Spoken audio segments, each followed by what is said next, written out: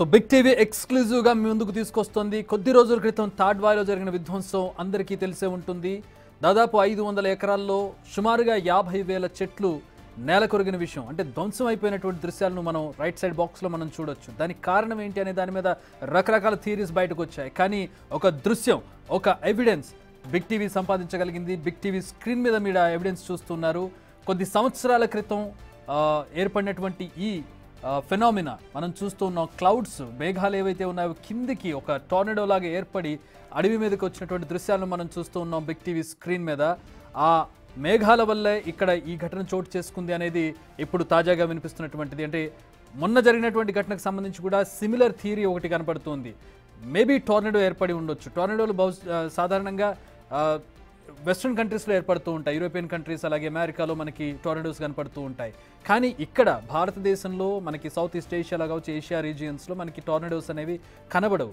కానీ తాడ్వాయి ఈ ములుగు అడవి ప్రాంతంలో మాత్రం మనకి ఈ ఫెనామినా కనపడుతోంది. ప్రస్తుతం గతంలో చోటు చేసుకున్నటువంటి ఆ దృశ్యాలను మనం చూస్తూ ఉన్నాం. ఇదే బహుశా మొన్న జరిగినటువంటి విధ్వంసానికి కూడా కారణమై ఉండవచ్చు అనే ఒక అంచనా మాత్రం ప్రస్తుతం ఎక్స్పర్ట్స్లో కనపడుతుంది. బిగ్ టీవీ స్క్రీన్ మీద మీకు కనబడుతున్నటువంటి దృశ్యాన్ని మీరు చూడొచ్చు. మేఘాలు ఎంత కిందికి వచ్చాయనే చూడొచ్చు. అది అప్రాక్సిమేట్గా మొన్న జరిగినటువంటి అటవీ ప్రాంతానికి దగ్గరలో చోటు చేసుకున్నటువంటి విజువల్స్, గతంలో విజువల్స్ బిగ్ టీవీ సంపాదించగలిగింది. మీకు ఎక్స్క్లూజివ్గా మీకు స్క్రీన్ మీద అందిస్తూ ఉంది. వాతావరణంలో చోటు చేసుకుంటున్నటువంటి మార్పులు ములుగు జిల్లాను ప్రస్తుతం భయపెడుతున్నటువంటిది. మొన్న తాడ్వాయి అడవుల్లో సుడిగాలి విధ్వంసం సృష్టించిందని ఒక థియరీ మనకు కనబడుతుంది. సుమారుగా 500 ఎకరాల అడవిలో 50,000 భారీ వృక్షాలు చెల్లా చెదిరైపోయినటువంటి పరిస్థితి. వేళ్లతో కొన్ని సగానికి విరిగిపోయి మొత్తం కూడా నేలమట్టమైపోయినటువంటి దృశ్యాన్ని మనం చూసాం. అయితే 2019లో ములుగు జిల్లాను అదేవిధంగా మొన్న వచ్చినటువంటి పరిస్థితుల్లాగే ఒక ఫెనామినా చోటు చేసుకుని కారు మబ్బులు చుట్టుముట్టాయి. నాడు కుంభవృష్టి తప్పదని స్థానికులు భయపడ్డారు. అలాంటి మేఘాల వల్లే ఇప్పుడు సుడిగాలి విధ్వంసం జరిగిందా అని ప్రస్తుతం చర్చించుకుంటూ ఉన్నారు. నాడు ప్రమాదం తప్పిన మొన్న అడవిలో బీభత్సం సృష్టించింది అదే అని అనుకుంటూ ఉన్నారు స్థానికులు. తాడ్వాయి దగ్గర వాతావరణంలో ఎందుకు ఈ మార్పులు జరుగుతున్నాయి, ఏదైనా ప్రమాదానికి పెను విపత్తుకు ఇది సంకేతం అనే చర్చ ప్రస్తుతం రాష్ట్ర వ్యాప్తంగా జరుగుతోంది. ఒక రకమైనటువంటి మిస్టరీ లాగా కనపడుతుంది. అంటే అసలు ఏం జరిగింది అనేది ఎక్స్పర్ట్స్ కూడా అంతుపట్టినటువంటి ఒక పరిస్థితి కనపడుతుంది. ఎందుకంటే మొత్తం చెల్లాచెదిరైపోయి చెట్లు నేలలోంచి వేర్లతో సహా బయటపడడం అనేది ఒకటి. చెట్లు సగానికి విరిగిపోయి ఎవరో చేత్తో ధ్వంసం చేశారా, విరిచేశారా, వీటిని ఒక బలమైన చెయ్యి వాటిని విరిచేసిందా అనేటటువంటి ఒక దృశ్యం మనకు కనబడుతుంది మొన్న జరిగినటువంటి విధ్వంసంలో. ఒకటి కాదు, రెండు కాదు, సుమారు 50,000 చెట్లు, 500 ఎకరాలు.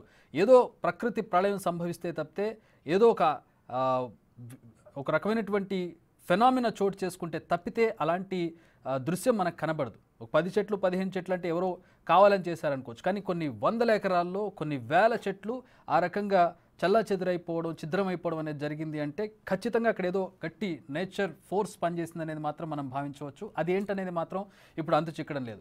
బహుశా ఈ దృశ్యాల్లో దానికి సంబంధించిన రీజన్ ఏమన్నా దొరుకుతుందా? మా ప్రతినిధి వేణు లైవ్లో మరిన్ని వివరాలు అందించడానికి సిద్ధంగా ఉన్నారు. వేణు, మస్తం మనం బిగ్ టీవీ స్క్రీన్ మీద ఎక్స్క్లూజివ్గా చూస్తున్న దృశ్యాలు ఏదో అంటే పైనుంచి ఒక అదృశ్య శక్తి ఏదో కిందికి వచ్చే మేఘాల రూపంలో దాన్ని మొత్తాన్ని మెలిపెట్టినట్టుగా మనకి అదృశ్యం కనపడుతుంది. మేబీ ఇట్స్ మిథికల్, బట్ సైంటిఫికల్గా మనకు కూడా కనపడుతుంది. ఒక టోర్నడో రూపం కనపడుతుంది మనకి. ఫారిన్ కంట్రీస్లో కనపడే, అమెరికాలో లాంటి దేశాల్లో కనపడే ఒక టోర్నడో దృశ్యాన్ని మనం అక్కడ చూస్తున్నాం. బహుశా 2019 అయి ఉండొచ్చు. ఏంటి అక్కడ స్థానికులు ఏమంటూ ఉన్నారు? ఆ చుట్టుపక్కల ఆ విధ్వంసం జరిగిన చుట్టుపక్కల గ్రామాల ప్రజలు కానీ, అటువైపు వెళ్ళేటటువంటి ప్రజలు కానీ వాళ్ళ అభిప్రాయం ఏంటి? ఈ విజువల్స్ చూసి వాళ్ళు ఏమంటున్నారు? చక్రి, వాస్తవానికి ఉమ్మడి వరంగల్ జిల్లా తెలంగాణ వ్యాప్తంగా కూడా ములుగు జిల్లా అనేది దట్టమైన అటవీ ప్రాంతం, రిజర్వ్డ్ ఫారెస్ట్ ఉంది. అత్యధిక అడవి సాంద్రత కూడా ములుగు జిల్లాలో ఉంది. అయితే అదే ప్రదేశం లోపల గత కొన్నేళ్లుగా, దశాబ్దాల కాలంగా కూడా కొంత విపరీతమైన వాతావరణ మార్పులు వస్తున్నట్లు కూడా అక్కడ స్థానికులు చెప్తున్నారు. ప్రస్తుతం మన బిగ్ టీవీ స్క్రీన్లో చూపించేటువంటి ఒక టోర్నడో ఫామ్ అయ్యేటువంటి ప్రైమరీ స్టేజ్ అది.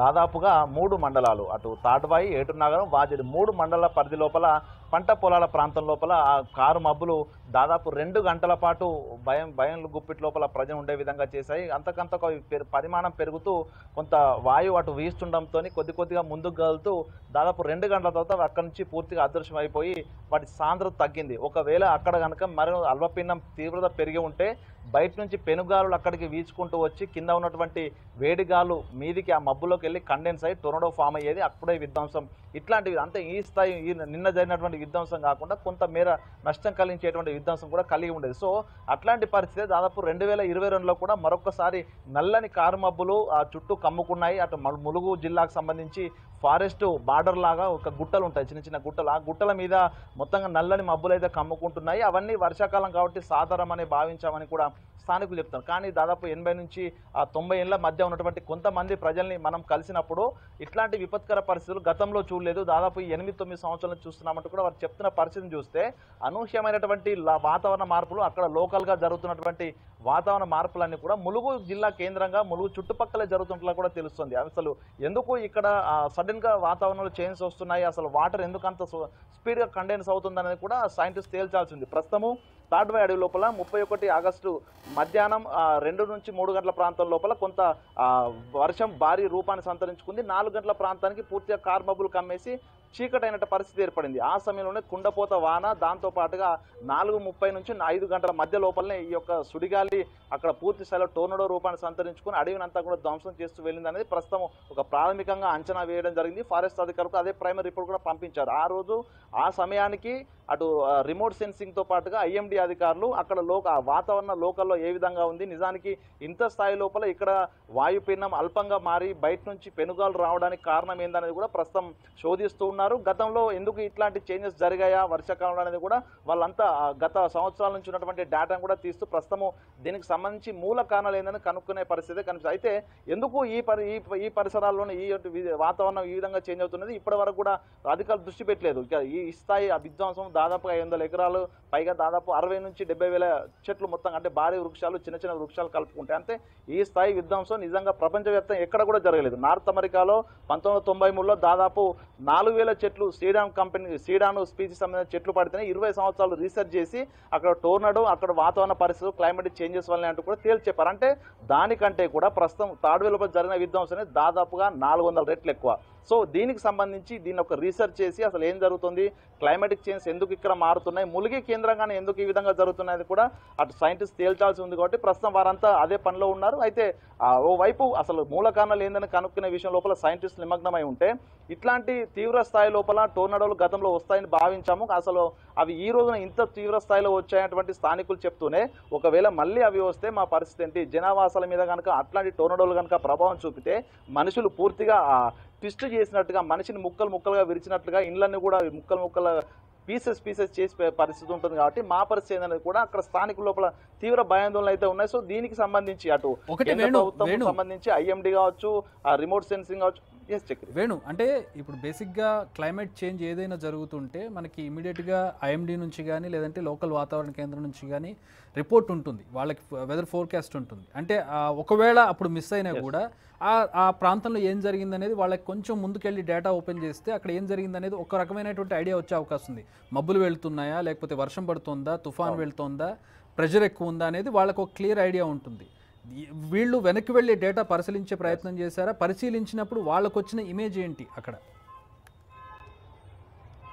అంటే రిమోట్ సెన్సింగ్ ఇమేజ్ ద్వారా ప్రధానంగా ఎక్కడైతే వాతావరణ లోపల పీడనం తగ్గినా పీడనం పెరిగినా కూడా వాళ్ళకి బ్రౌన్ అదేవిధంగా ఎల్లో గ్రీన్ కలర్స్ లోపల మ్యాపింగ్ జరుగుతుంటుంది. కానీ ప్రస్తుతం ఈ ములుగు ఏరియాకు సంబంధించి వాళ్ళు దాదాపు గత కొన్ని రోజులు అంటే వర్షాకాలం మొదలైనప్పటి నుంచి కూడా కొంత డేటా వాళ్ళంతా కూడా దాన్ని సేకరిస్తున్నారు. సో అంటే ఎక్కడెక్కడ మార్పులు జరుగుతున్నాయి, సడన్ చేంజెస్ ఎందుకు వస్తున్నాయి, ఏ సమయంలో గాలిలో తేమ శాతం ఏ విధంగా ఉంటుంది, గాలి లోపల పీడనం ఏ విధంగా ఉంటుంది, అసలు ఆ లాంగిట్యూడ్ లాటిట్యూడ్స్ని బట్టి కూడా క్షుణ్ణంగా దీనికి సంబంధించి అయితే రీసెర్చ్ జరుగుతుంది. కానీ ములుగు ఏదైతే ఆగస్టు 31న భారీగా ధ్వంసమైన అడవి ప్రాంతం ఉందో ఆ ప్రాంతానికి చుట్టూ కూడా కొండలు ఉన్నాయి. అంటే ఆ కొండల పరిసర ప్రాంతాల లోపల గాలి వీచినప్పుడు వాటిని తగిలి మీదికి వెళ్తూ అతివేగం కిందికి వస్తుంది. అంటే దీన్ని అబ్రప్ట్ చేంజెస్ అంటే సడన్గా చేంజ్ అవుతూ ఉంటాయి. సో దీన్ని ముందే ఐఎండీ కూడా పసిగట్టలేదు. దానికి సంబంధించి దాని వాయు దిశను కూడా మార్చుకునే అవకాశం ఉంటుంది. కాబట్టి దీనికి సంబంధించి ముందు అలర్ట్ చేసే అవకాశం లేదు. సో ఇదే ఇప్పుడు ప్రస్తుతం ఐఎండీకి సంబంధించినటువంటి శాస్త్రవేత్తలు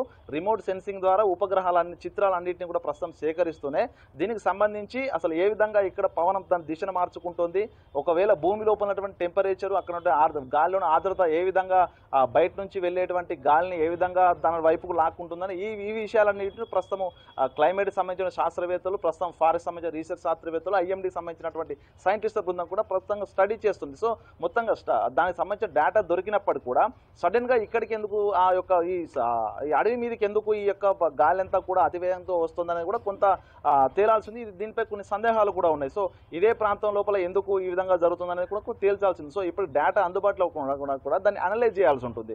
అనలైజ్ చేసిన తర్వాతే అసలు ఎందుకు ఈ ప్రాంతం లోపలనే ఇట్లాంటి ప్రకృతి వైపరీత్యాలు కొంత అబ్రప్ట్ చేంజెస్ జరుగుతున్నాయని కూడా తేల్చాల్సింది. ఎందుకంటే ఇదంతా ఒక జలాశయాలు కానీ సముద్రాలు కానీ భారీ నదుల మీద జరగాల్సినటువంటి ప్రక్రియ. సో ఇదంతా అడవి మీద ఎందుకు జరుగుతుంది? ఎందుకంటే అడవిలో ఉన్నప్పుడు అక్కడ ఆర్ద్రత ఎక్కువ ఉంటుంది, వేడిగాలు ఉండదు. కానీ సముద్రాల మీద జలాశయాల మీద ఉండాల్సినటువంటి టోర్నడోలు, అక్కడ ఏర్పడాల్సిన టోర్నడోలు ఇక్కడ ఏర్పడము, అక్కడ పూర్తిగా వాటర్ స్ప్రౌట్ ఏర్పడడం, ఈ కారణాలు కూడా కొంత అంతు చిక్కలు. ఎందుకంటే ఇవన్నీ కూడా రెండు విభిన్నమైనవి.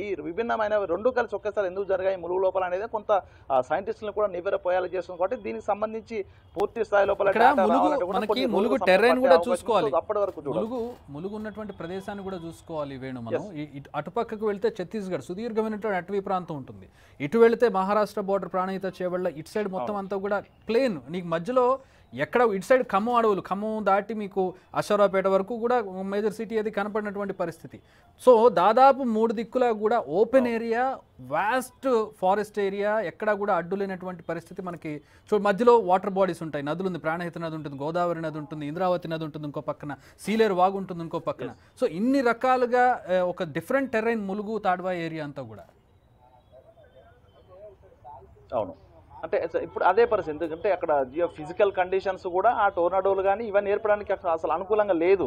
అయినప్పటికీ కూడా ఎందుకు ఏర్పడన్నది ఇప్పుడు అసలు ఈ ప్రశ్ననే ప్రస్తుతం సైంటిస్ట్ ఛేదించాల్సి ఉంది. ఎందుకంటే వాస్తవానికి ఒకవేళ హీటుకు సంబంధించిన పవనాలన్నింటి కూడా గాలిని ఆ కండెన్స్ అనే మేఘాలు కూడా పీల్చుకుంటే రెండు వైపులా కండెన్స్ అయ్యేటువంటి ఆ మేఘాల్లోకి వెళ్తూ కండెన్స్ అవుతూ ఇక్కడ శూన్యం ఏర్పడుతుంది. ఆ శూన్యం లోపలికి బయట నుంచి గాలు అతివేగంగా వీస్తూ వస్తాయి. ఇదంతా కూడా ఓపెన్ ప్లేస్లో జరుగుతుంది. అంటే సాధారణంగా నదులు కానీ ఇవి జరిగి ఉంటే గోదావరి నదిలో జరగాలి. ఎందుకంటే ములుగు పక్కనే ఉంటుంది కాబట్టి గోదావరి నదిలో జరగాలి, ప్లెయిన్ ఏరియాస్లో జరగాలి. కానీ ఇదంతా ఒక దట్టమైన అటవీ ప్రాంతం మీదనే జరగడం ఏందనేది కూడా ఇది ప్రస్తుతం అయితే తేల్చాల్సి ఉంది. దాంతోపాటుగా దీని తీవ్రత చూస్తే దాదాపు 2 కిలోమీటర్ల వెడపు ఉంది, 15 కిలోమీటర్ల పొడవు కూడా అదంతా డ్యామేజ్ చేసుకుంటూ ఒక కర్వ్, ఒక ఐరన్ చువ్వను మనం ఇట్లా బెండ్ చేస్తే ఎట్లా అవుతుందో అదేవిధంగా నార్త్ నుంచి సౌత్ వైపు అది బెండ్ చేస్తూ కొంత ప్రభావం తగ్గించుకుంటూ పూర్తిగా తాడ్వాయి నుంచి పసరా వెళ్ళే రూట్కు సంబంధించి రోడ్డు పైకి కూడా కొంత ప్రభావం చూపెడుతూ దాదాపు అక్కడ 4-5 చెట్లు, అంటే దాదాపు చివరి దశకు వచ్చేసరికి 4-5 చెట్లు మాత్రం డ్యామేజ్ చేసి కంప్లీట్గా బలహీన పడింది. సో అంటే ఈ యొక్క కండిషన్స్ ఆ టోర్నడోలు కానీ వాటర్ స్ప్రౌట్లు కానీ ఈ థండర్ స్టోమ్స్తో పాటుగా కలిసి వచ్చినటువంటి ఇది ఎందుకు వచ్చిందనేది కూడా ప్రస్తుతం తేల్చాల్సి ఉంది. దాంతోపాటుగా ప్రస్తుతం ఇదంతా ఉన్నట్టుండి ఒక్కసారిగా రాలేదు ఈ ప్రదేశం లోపల. గతం నుంచే ప్రస్తుతం మనం చూసిన మన బిగ్ టీవీ స్క్రీన్ మీద ఉన్నటువంటి ఆ విజువల్స్ చూసాము. సో అట్లాంటి పరిస్థితులు తీవ్రంగా కనుక అధికంగా వస్తే మాత్రం ఇట్లాంటి పరిస్థితి ఏర్పడే అవకాశం కూడా ఉంది. సో దీన్ని కూడా సైంటిస్టులు కూడా పూర్తి స్థాయి లోపల అనలైజ్ చేసి ఉంటే. మరొక ప్రశ్న, ఇవాళ రేపు అందరి చేతిలో మొబైల్ ఫోన్స్ ఉంటూ ఉన్నాయి. ప్రతి ఒక్కళ్ళు కూడా ఏ చిన్న ఘటన జరిగినా ముందు వీళ్ళ పరిస్థితి ఏంటో చూసుకోకుండా ఫోన్లు తీసి వీడియోలు రికార్డ్ చేసే పరిస్థితి వచ్చింది. ఇది జరిగింది కూడా సాయంత్రం పూట, మేబీ చీకటి పడిపోయి ఉండొచ్చు మబ్బుల కారణంగా. కానీ ఎవరు ప్రత్యక్ష సాక్షులు ఎవరు లేరా? రోడ్డు పక్కనే జరిగింది ఘటన, ఊర్లు కూడా ఉండుంటాయి దగ్గరలో. తాడ్వాయి అంటే ఇటు పక్కన ములుగు, పసరా ఇవన్నీ కూడా గ్రామాలు ఉంటాయి. ఎవరు దాన్ని చూడలేదా? ప్రత్యక్ష సాక్షులు రికార్డ్ చేశారా చేయలేదా పక్కన పెడదాం, ప్రత్యక్ష సాక్షులు ఎవరు లేరా?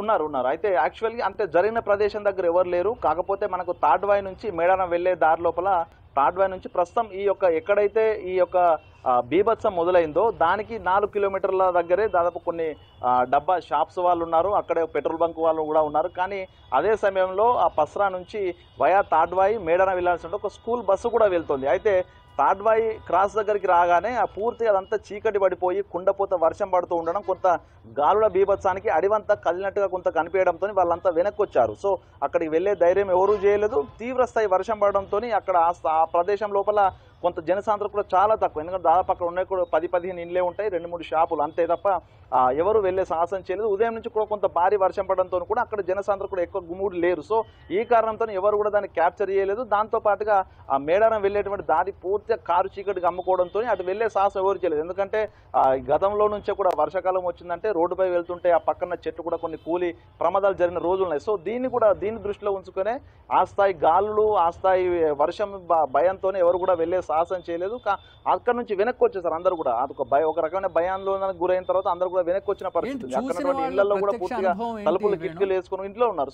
సో చూసిన వాళ్ళ ప్రత్యక్ష అనుభవం ఏంటి, వాళ్ళు ఏం చెప్తున్నారు?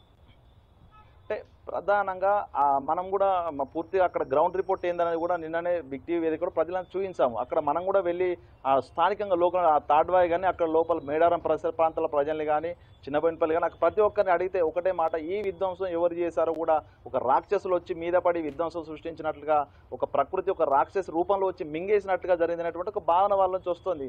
అయితే ఇదంతా ఈ జరిగినటువంటి అంశము నిజంగా తమ గ్రామం లోపలికి వస్తే, తమ ఇళ్ల లోపలికి వస్తే ఏంది పరిస్థితి, బతుకుతామా చనిపోతామా అనేది కూడా కొంత తీవ్ర భయాందోళనకు గురవుతున్న పరిస్థితి కనిపిస్తోంది. కానీ అదృష్టవశాత్తు ఇది ఏ గ్రామానికి టచ్ చేయకుండా పూర్తిగా అడవి లోపలనే అది చుట్టుకుంటూ తిరిగి వెళ్ళడం కూడా కొంత సంతోషమైన వార్త అయినప్పుడు కూడా అక్కడ స్థానికులంతా కూడా ఏదో జరుగుతోంది, ఏదో ప్రకృతి మా మీద దాడి చేస్తోంది, ఏదో మాపై ఒక దయ్యమా లేకపోతే ఇది ఒక రకమైన వినాశకర శక్తి అనేటువంటి చర్చకు ఉంది. ఎందుకంటే అక్కడంతా తండా హ్యామ్లెట్ విలేజెస్ పూర్తి స్థాయి లోపల గిరిజనులే ఉంటారు కాబట్టి వాళ్ళంతా ఒక మూఢనమ్మకాలకు వాళ్ళంతా కూడా అడిక్ట్ అయి ఉంటారు కాబట్టి ఇదంతా ప్రకృతి చేస్తుంది, మాపై ఏదో వినాశనానికి ఇది ఒక మార్గం కావచ్చు అనేటువంటి చర్చ కూడా జరుగుతుంది. సో దీన్ని స్థానికంగా ఉన్నటువంటి అధికారులే కావచ్చు, సైంటిస్టులే కావచ్చు, ఒక సైంటిఫిక్ రీజన్ చెప్తే తప్ప వాళ్ళ లోపల భయం పోయే పరిస్థితులు లేవు. ఎందుకంటే వాళ్ళంతా సమ్మక్క సారక్క కొలువైన ములుగు జిల్లా లోపల ఇట్లా జరిగింది. సీతక్క కూడా మాట్లాడారు, మనం చూసినాము.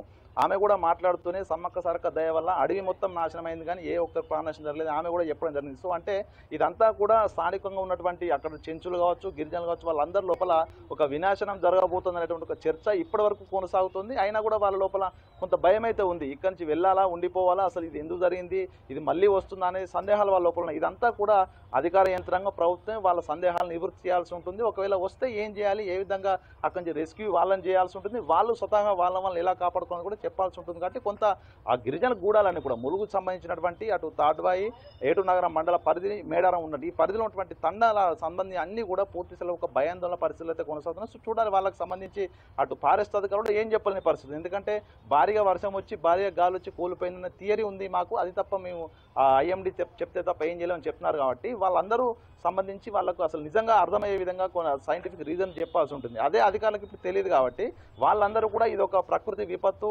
రేపు భవిష్యత్తు లోపల ఇదంతా పాపం పెరిగిపోయింది, మనం పర్యావరణాన్ని మనమే ఆగం చేస్తున్నాం కాబట్టి అది మనల్ని మింగుతుంది, అందుకే విధానం జరుగుతున్నట్టు ఒక చర్చ కూడా వాళ్ళ లోపల జరుగుతుంది. సో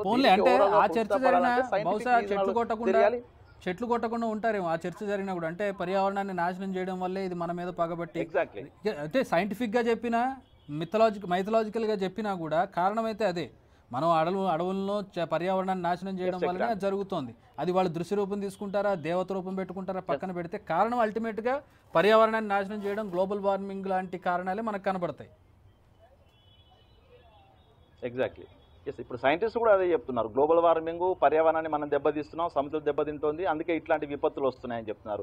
సో చదువుకున్న వాళ్ళు సైంటిఫిక్ రీజనాలతో చెప్తుంటే చదువుకోని వాళ్ళు నిరక్షరాస్యులు కూడా ఇదంతా మనమే ఆ ప్రకృతిని ఆగం చేస్తున్నాం, మన మీద మన వినాశనం కోరుతుంది ప్రకృతి అనేటువంటి చర్చ కూడా జరుగుతుంది. అంటే ఏదైనప్పటికీ అంటే మనం దానికి సంబంధించి కారణాలు ఏవైనప్పటికీ కూడా అటు అక్కడ ఉన్నటువంటి స్థానికులు అనుకునే అంశం ఒకటే, సైంటిస్ట్ చెప్పేది కూడా అంశం ఒకటే. కానీ దీనికి సంబంధించి అటు ములుగు జిల్లా నిజంగా డేంజర్ జోనా, లేకపోతే భవిష్యత్తులో ఇట్లాంటివి వస్తాయా రావా, వస్తే ప్రజల్ని ఏం చేయాలి, ఏ విధంగా రెస్క్యూ చేయాలి, వాళ్ళని ఎట్లా కాపాడుకోవాలి, ఒకవేళ రాకపోతే ఇది కారణం ఏంటి, ఇంత స్థాయి విధ్వంసడానికి కారణం, ఈ అంశాలకు కనుక సమాధానం కనుక సైంటిస్ట్ చెప్పగలిగితే ఆ స్థానికుల్లో భయం పొడగొట్టొచ్చు.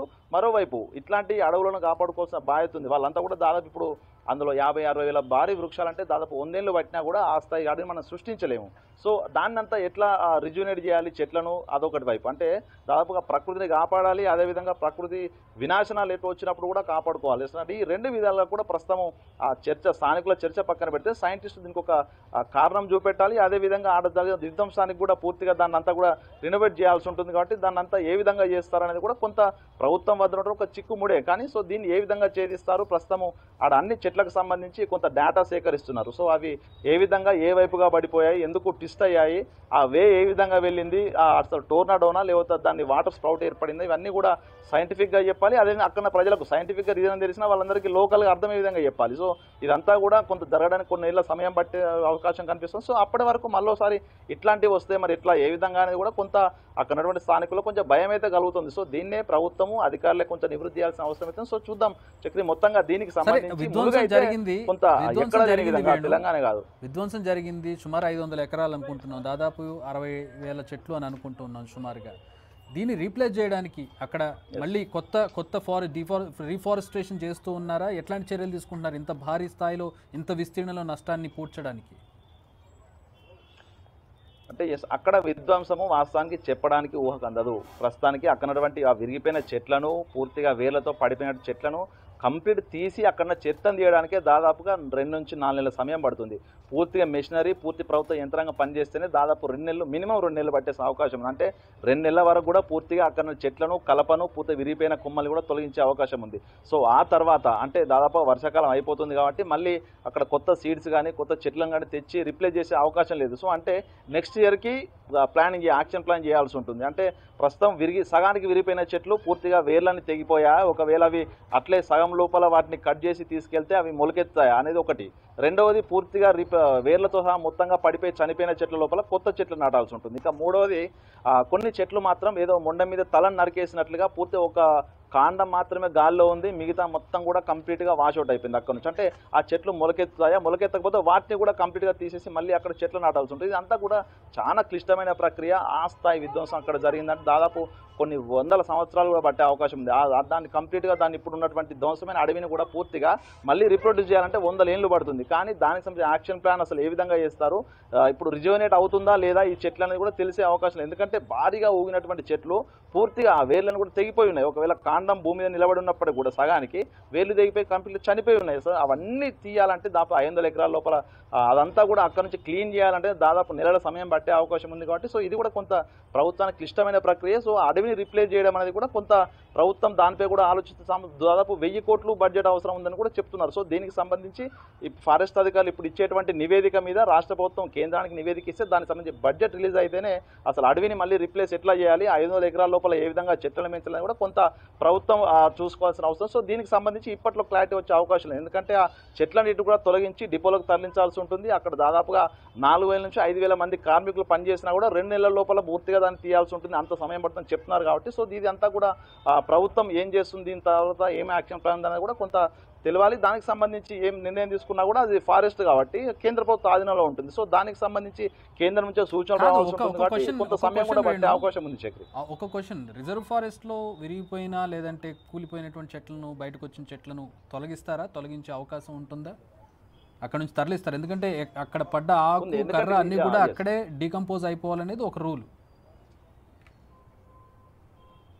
అంటే ప్రస్తుతం దీంట్లో 2 రకాలు ఉంటాయి. అంటే కలపేతర చెట్లు, అంటే కలపగా అవసరం వచ్చేటువంటి చెట్లను అయితే ప్రస్తుతం కట్ చేసి ఆ ఫారెస్ట్ అధికారులు తమ ఆధీనంలో ఉంచుకొని FSR రేట్ల ప్రకారం, ఫారెస్ట్ సంబంధించినటువంటి అధికారుల రేట్ల ప్రకారం దాన్ని వేలంపాట వేస్తారు. సో కలపగా పనికొచ్చేటువంటి చెట్లను, సో మిగతా వాటిని అన్నిటి కూడా పూర్తిగా డీకంపోజ్ చేసే విధంగా కొన్ని చోట్ల అది కుప్పలుగా వేర్చి అక్కడే డీకంపోజ్ అయ్యే విధంగా చూస్తారు. కానీ మనము ఇప్పుడు తాడ్వాయి లోపల డ్యామేజ్ అయినటువంటి అడవి లోపల దాదాపుగా 73 స్పీసీస్ ఉన్నాయి. అందులో 14 రకాల స్పీసెస్ పూర్తిగా కలప, అంటే మనకు ఇంటి అవసరాలకు కావచ్చు, ఇతర సామాగ్రి తయారు చేయడానికి 14 రకాల స్పీసెస్ ఉపయోగిస్తారు. అవన్నిటిని కూడా అవి కూడా భారీ వృక్షాలు, ఒక్కొక్కటి దాదాపు 7 నుంచి 8 టన్నుల బరువు ఉంటాయి. సో వాటన్నిటిని కూడా తీసుకొని ఆ డిపోకు రావాల్సి ఉంటుంది. కాబట్టి దీనికి చాలా సమయం పడుతుంది. సో ఇప్పుడు కలపగా వాడినటువంటి కలపేతరటువంటి కొన్ని చెట్లు ఉన్నాయి, కొన్ని ఔషధ మొక్కలు కావచ్చు, కొన్ని పండ్ల మొక్కలు కావచ్చు. ఆ మొక్కలు కూడా దాదాపు భారీ వృక్షాలు కూడా ఉన్నాయి. అవన్నిటిని కూడా అక్కడే డీకంపోజ్ చేసే విధంగా కొన్ని చోట్ల ట్రెంచులు తీసి దాని లోపల వాటిని వేసి డీకంపోజ్ చేసే విధంగా చూస్తారు. అయితే ఇదంతా కూడా జరగడానికి దాదాపు కొన్ని ఏళ్ల సమయం పడుతుంది. కాబట్టి అసలు ఫారెస్ట్ అధికారులు కూడా ఇప్పుడు క్లారిటీ లేదు. ఎందుకంటే సెంట్రల్ నుంచి దానికి సంబంధించిన అనుమతులు రావాలి, సెంట్రల్ నుంచి దానికి ఆదేశాలు కూడా రావాల్సి ఉంటుంది. కాబట్టి ప్రస్తుతానికైతే పడిపోయిన చెట్లు, దాని లోపల కలపగా ఉపయోగించే చెట్లు, కలపేతర చెట్లు, ఈ ఏదనేది ప్రస్తుతం క్లాసిఫై చేస్తున్నారు. ఈ రిపోర్ట్ అంతా పోయిన తర్వాత కేంద్ర ఆదేశాలను బట్టి కూడా ఫారెస్ట్ అధికారులు మూవ్ అయ్యే అవకాశం ఉంది. Chakri, all right, thanks for the updates Venu. So it's no ఏం జరిగింది అనే దాని మీద మనకి ఒక చిన్న అభిప్రాయం తప్పితే, ఒక సైంటిఫిక్ ప్రూఫ్ తప్పితే, దానికి సంబంధించిన క్లియర్ ఎవిడెన్స్, ఏం జరిగింది అనే దానికి సంబంధించి క్లియర్గా మనకు ఒక అంశం లేదు. ఎవరు కూడా దానికి అథెంటిక్ ఇన్ఫర్మేషన్ ఎవరు ఇవ్వనటువంటి పరిస్థితుల్లో ప్రస్తుతం దానికి దగ్గరగా ఉండే కారణాలను మనం చర్చించుకుంటున్నాం, దగ్గరగా ఉండే విజువల్స్ని మనం చూస్తూ ఉన్నాం. గతంలో 2019లో చోటు చేసుకున్న ఒక ఫెనామినాని మనం చూస్తూ ఉన్నాం స్క్రీన్ మీద. బహుశా ఇదే ఇప్పుడు కూడా జరిగి ఉండవచ్చు. ఆ రోజు ఆ ఆపద తప్పింది, కానీ మొన్నటి రోజున అది పూర్తి స్థాయిలో విధ్వంసాన్ని సృష్టించింది అనేది ఒక థీరీ. జరిగిన దానికి అతి దగ్గరగా చూపిస్తున్నటువంటి థీరీకి మాత్రం మనం దీన్ని చెప్పుకోవచ్చు. 99% అదే కారణమే. టోర్నడో లాంటిది వచ్చి పూర్తి స్థాయిలో అక్కడ ఉన్నటువంటి అడవిని చుట్టబెట్టుకుని వెళ్ళిపోయినటువంటి పరిస్థితిని మనం చూస్తున్నాం. సరే, ఇది ఎందుకు వచ్చింది అనే కారణాన్ని అన్వేషించాలి. మళ్ళీ వస్తే ఏం చేయాలి? అడవిలో వచ్చింది సరే, ఒకవేళ ఊరి మీదకి వస్తే ప్రజలు ఏ విధమైనటువంటి జాగ్రత్తలు తీసుకోవాలి? అసలు ఊరే ఖాళీ చేయాలా, లేదంటే భూకంపం వచ్చినప్పుడు ఏ విధంగా అయితే మంచాల కిందకు దూడడం, లేదంటే ఇళ్ళ బయటకు రావడం అనే చిన్న చిన్న పద్ధతులు ఫాలో అవుతారు, అలాంటిది ఏమైనా ఫాలో అయితే సరిపోతుందా అనేది కూడా వాళ్ళకి అవగాహన కలిగించాలి. లేదంటే వాళ్ళు కూడా భయాందోళనలో ప్రస్తుతం అక్కడ చుట్టుపక్కల గ్రామాలు అవన్నీ కూడా చాలా నిరక్షరాస్యత ఎక్కువగా ఉండేటటువంటి తాండాలు, గూడాలు లాంటి ప్రాంతాలు, వాళ్ళందరూ కూడా చాలా అమాయక ప్రజలు ఉంటారు. ఏదో తమ అదృశ్య శక్తి ఏదో తమను పాడు చేస్తుందనే ఒక అభిప్రాయం ఉంటారు. దాన్ని తొలగించాలి. అలాగే మళ్ళీ వస్తే ఏం చేయాలనే దానికి కూడా వాళ్ళకి అవగాహన కలిగించే ప్రయత్నం అధికారులు చేయాలి. ఏదేమైనా కూడా ఒక మోస్ట్ అండర్ రేటెడ్ థింగ్గా దీన్ని చూస్తున్నారు. చాలా తక్కువ స్థాయిలో చూస్తూ ఉంటారు. మనుషులకు ఏమైనా జరిగితే ఇచ్చేటటువంటి ఇంపార్టెన్స్ని ఇంత స్థాయిలో జరిగినటువంటి అడవి వినాశనాన్ని మాత్రం ఇవ్వనటువంటి పరిస్థితి మనం ప్రస్తుతం చూస్తున్నాం. అసలు ఎందుకు జరిగిందనే కారణం ఇంతవరకు బయటికి రాలేదు. దాన్ని అక్కడ నుంచి క్లియర్ చేసేదానికి ఒక అసెస్మెంట్ ఇంతవరకు రాలేదు. ఒక నిర్మాణాత్మకమైనటువంటి కార్యాచరణ రాలేదు. ఎందుకంటే 500 ఎకరాల్లో అడవి మళ్ళీ రావాలంటే కొన్ని పదుల సంఖ్యలో ఏళ్లు పడుతుంది. అన్ని చెట్లు మళ్ళీ గ్రో అవ్వాలంటే దీన్ని చాలా తక్కువగా చూస్తూ ఉంటారు ప్రభుత్వాలు కానీ ప్రజలు కానీ. దాన్ని చాలా సీరియస్ సమస్యగా భావించి దీన్ని మళ్ళీ అక్కడ మళ్ళీ అడవిని పెంపొందించే విధంగా చర్యలు వేగంగా తీసుకోవాల్సిన అవసరం ఎంతైనా కనపడుతోంది.